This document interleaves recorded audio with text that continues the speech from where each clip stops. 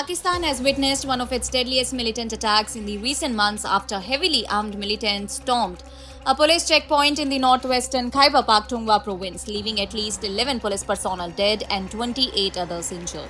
Security forces launched a strong counteroffensive, killing 15 attackers in a fierce overnight gun battle.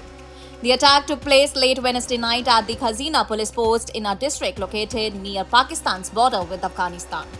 Well, according to the police officials, dozens of militants launched a coordinated assault using heavy weapons in an apparent attempt to overrun the checkpoint. Intense firing continued for several hours as police personnel fought to defend the outpost. And as reinforcements rushed to the scene, they were ambushed by the attackers before reaching the police post.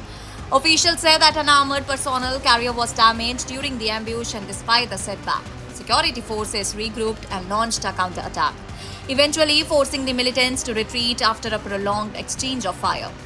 And among those killed was Deputy Superintendent of Police Dea Khan, who was leading the reinforcement team responding to the attack. Provincial police said that his leadership played a crucial role during the operation.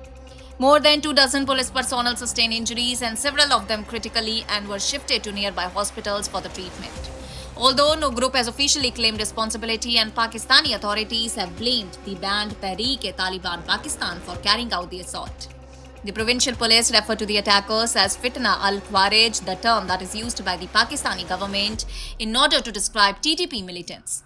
The TTP has dramatically stepped up attacks on Pakistani security forces, police stations and government installations over the past few years, particularly in Khyber Pakhtunkhwa and neighbouring Balochistan province. The resurgence in violence has become one of Pakistan's biggest security challenges. And since the Afghan Taliban returned to power in Kabul in 2021, Islamabad has repeatedly accused Afghanistan of providing safe havens to TTP militants operating across the border, and Pakistan alleges that militants cross into its territory to launch attacks before retreating to sanctuaries in Afghanistan. The Taliban-led government in Kabul has consistently rejected all these accusations, insisting that it does not allow Afghan soil to be used against any nation. Pakistan's Interior Minister Mohsin Naqvi strongly condemned the attack, expressing condolences to the families of the slain police personnel and praising the courage of security forces who repelled the assault despite suffering heavy casualties. He reiterated that the government's resolve to continue operations against militant groups threatening the nation's security. Well, the latest attack highlights the deteriorating security situation in Pakistan's northwestern border region, where militant violence has surged in the recent months. And with attacks becoming more frequent and increasingly sophisticated, authorities remain on high alert while security operations have been intensified across vulnerable districts in order to prevent further assaults. That's all for now. Stay tuned to the Savera for more updates. Do like, comment and subscribe to the channel.